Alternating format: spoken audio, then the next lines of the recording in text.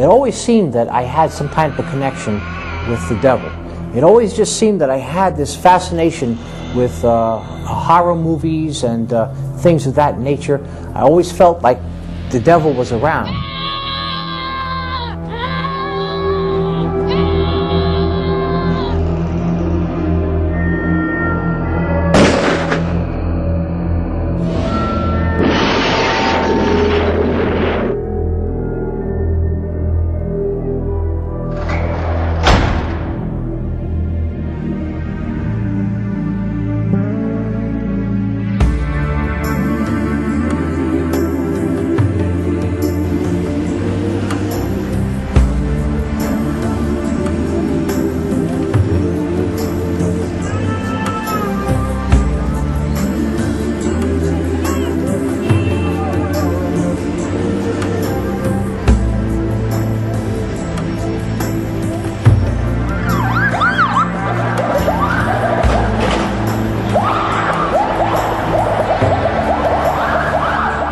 This program to bring you an important news bulletin. New York City police have just announced the capture of the man whom they believe to be the Son of Sam, .44 caliber killer.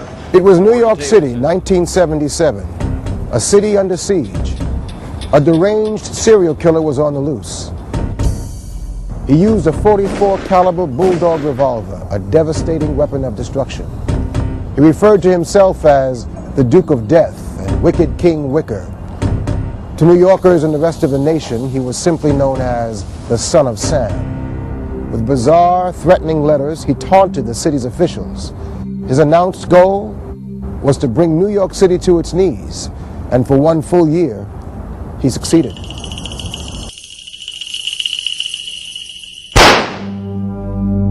During that frightening period, life changed drastically. Terrified New Yorkers switched their daily routines, taking alternative routes to work and home. At night, the usually packed discos and restaurants were empty. The Lover's Lanes, one of the Son of Sam's favorite target areas, were deserted.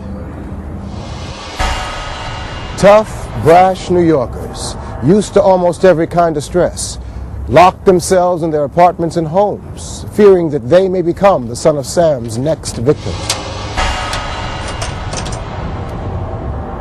Finally, on August 10th, 1977, after the largest manhunt in New York City's history, the year of mayhem and terror ended.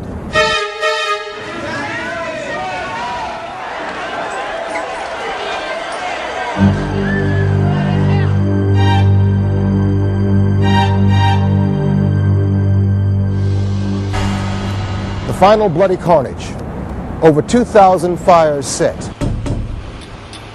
6 innocent young people dead, many others seriously wounded. With his capture, the mysterious identity of the Son of Sam was made known to the nation. His name, David Berkowitz. Time magazine said that few killers have seemed as psychotic as David Berkowitz. One key investigator on the case called him loony, wacko, gone. But the courts ruled that he was sane, and after pleading guilty, without a trial, David Berkowitz was condemned to 6 consecutive life sentences with no chance of parole. To society, the name of David Berkowitz became a symbol of depravity and evil, a useless and wasted life that was beyond any hope. But that's not the way the tale of David Berkowitz ends. There's another side to that story, one that we will now examine. I curse the day that I was born because I lived without hope for so many years. Growing up in the Bronx, I had all kinds of emotional and childhood problems, and I was wild, and I would have these seizures that would come upon me where I'd start rampaging through the house and throwing things down and rolling on the floor. Sometimes my dad had to just grab hold of me and pin me down to the floor till these seizures stopped. I just loved the darkness. There was something in me that just craved the darkness. I would lock myself in the closet for sometimes hours at a time, and my mom didn't even know I was in the house. At other times I would just hide under my bed and stay that way for several hours. There were times at night when I just felt a craving or urge to just go outside. Sometimes I would sneak down my fire escape and just wander the alleyways and wander the streets 1 o'clock, 2 o'clock, 4 o'clock in the morning, and then sneak back the same way. Sometimes my parents didn't even know that I was gone. I had no joy in my heart. I had no happiness. I felt mentally confused. I was struggling in school. I was cutting out of school. I just couldn't be controlled. David Berkowitz's problems continued throughout his high school years in the Bronx. He found himself constantly in and out of trouble. But he was, in his own words, a good manipulator, and somehow he got through high school. Immediately after graduation, he joined the Army. Released in 1976, David returned to his old neighborhood in the Bronx, found that all of his friends had moved away. Well, like any young man his age, David was looking for companionship and acceptance. But there was something inside of David that made him dangerously vulnerable. I was lonely. I had no real companionship, and I was invited to a party one day. I went to the party. This was in the Bronx. A couple of guys said, "Hey, listen, you're looking for a girl or something. You're looking for a good time.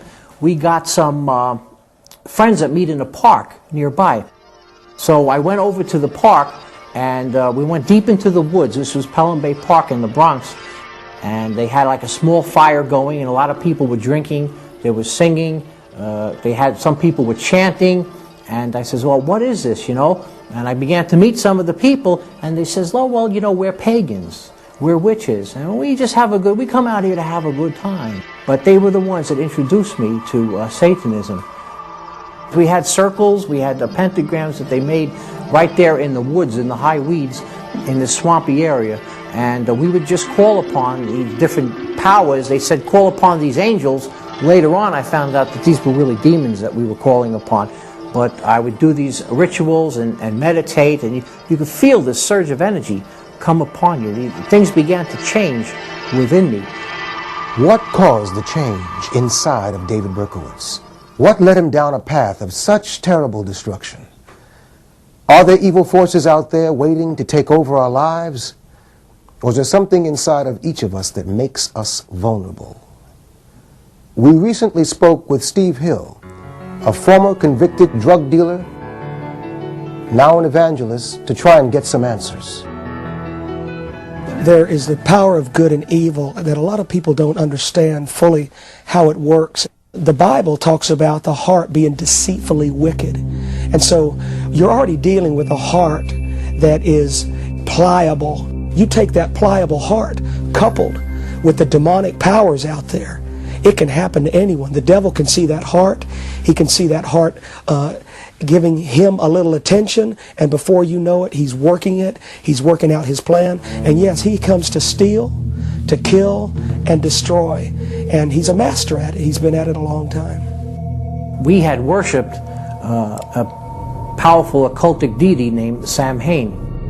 He is one of the high-ranking demons, and he was the one we used to call upon all the time.